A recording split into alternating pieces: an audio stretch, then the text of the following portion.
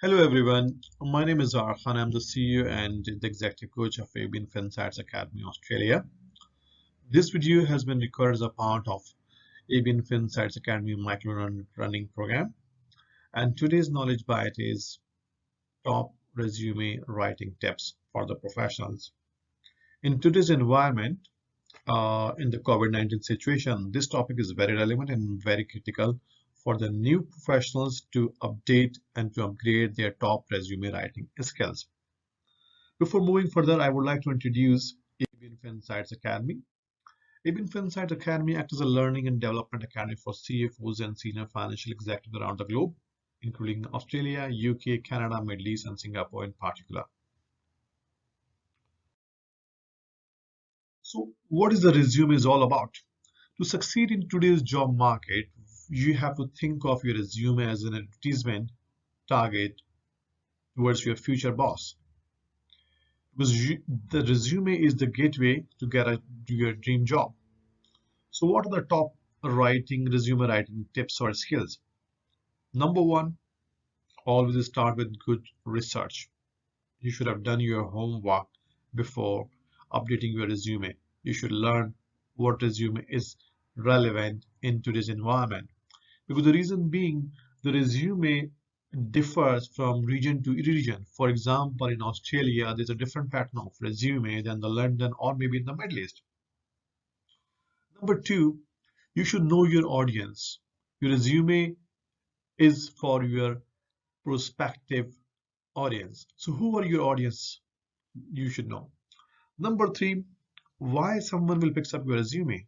What's special about your resume? What they're looking for? Number four, is your resume in right order? What does it mean? For example, the client is more interested in the technical skills rather than your educational skills. But you have put up your resume as a CPA or as a chartered accountant or as a FCA, but the client is looking for the Power BI or data analytics expertise, or maybe something else, or maybe is looking for your SAP training and learning program. Number five, learn more about the position. What is this position is all about? What is the requirement of the position? You have to see the job description in detail.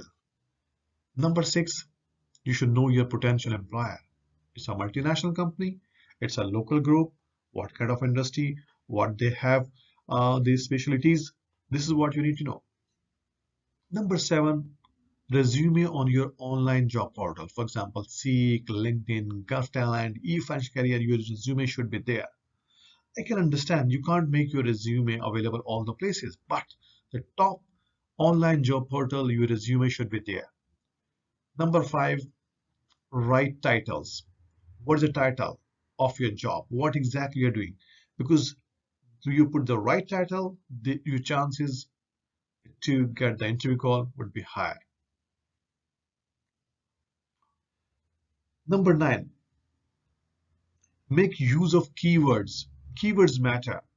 What kind of words they are looking for? FP&A role, commercial finance, operation finance, financial controller, accounting controller, SAP involvement, regional reporting, shared services. These are the keywords which you need to put in your resume so that it will be picked up very fast by the recruiter or your prospective employer system. Number nine, do you really need to put your responsibility or the achievement in your resume? That's very important. Responsibilities are given, but the achievement, the potential employer is looking for what exactly you have achieved in the job or in your role. Number 10, the relevant work experience matter. If you've done something extraordinary but doesn't matter to your potential job, then it's irrelevant. So you should put the experience, what exactly the employer is looking for. For example, the employer is looking for your time management skills, or employer is looking for something like system implementation. Number 11, what is your unique value proposition? This is very important. You should know what your strength is, what your unique value is. For example, you have worked in SAP. The client is looking for SAP implementation. That's relevant. Maybe you work in a multinational company, you have the multinational background, the client is a multinational company. That's a unique value proposition. Maybe you work the same system or same organization's pattern, or maybe same policies and procedures, for example. Number 12, availability for the job interview. You should be available. For example, if the client is looking for a guy to join the company within 2 or 3 weeks, or 4 weeks, or 6 weeks, or 2 weeks, maybe. So are you available for job interview, or are you available for joining? That's important. Tailor suit your resume. You cannot generalize your resume and apply across the board. You should have one resume which is generic in nature, which is available on your LinkedIn profile or might be available on the online job portal, but every job requires your resume should be tailored according to the job profile. Because the reason being, I'm trying to suggest you need to maneuver your resume. It is not the point. The point is that what exactly the employer is looking for, this is what you need to put in your resume, which of course represents your credentials and experience. Number 14, including of your age in your resume. In some region, to put up the age or the gender is a discrimination. It is not allowed as per the law. So you should be careful about whether you are required to put your age in the resume or not. Number 15, which is given. Your resume is your selling point. You are selling yourself. So you have to be smart enough to make sure why you are selling yourself. Number 16, ask for the help and raise your hand. What does it mean? It means if you wanted to upgrade your resume, you need to engage maybe the consultant, maybe the resume writer professionals people, maybe your friend, or maybe XYZ. That's how your resume will reflect the professional managed resume for the audience. You need to keep upgrade and keep find out the right tune of your resume. Number 18, length of the resume, which is very important. Some people find it, oh, it's a very lengthy resume, 5 or 6 or 7 pages. No, in today's world, 3 and 4 pages are more than enough to show your credentials. Location of the candidate. For example, when you're in Australia or you're in Melbourne, it's very important where you live. You live in northern suburb, eastern or the western suburb, because the employer is interested to know your location so that he can filter out the candidate who live nearby to the job premises or job office premises. Resume with a cover letter. That's very important. Cover letter is very important because people would like to see at a glance what your cover letter looks like, so they can take a decision in 3, 4, 5 seconds maybe. Number 21, using the professional language. You should mind your language. Your resume should speak up as a professionally managed resume.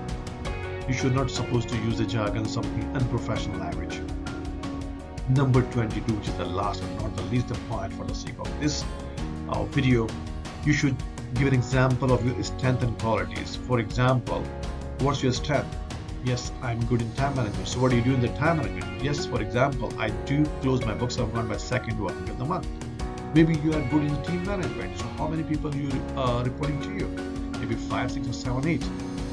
So whenever you say in your resume or in your interview, you should say and you should mention the examples of your strengths and qualities. Thank you very much for watching this video. I hope you like it.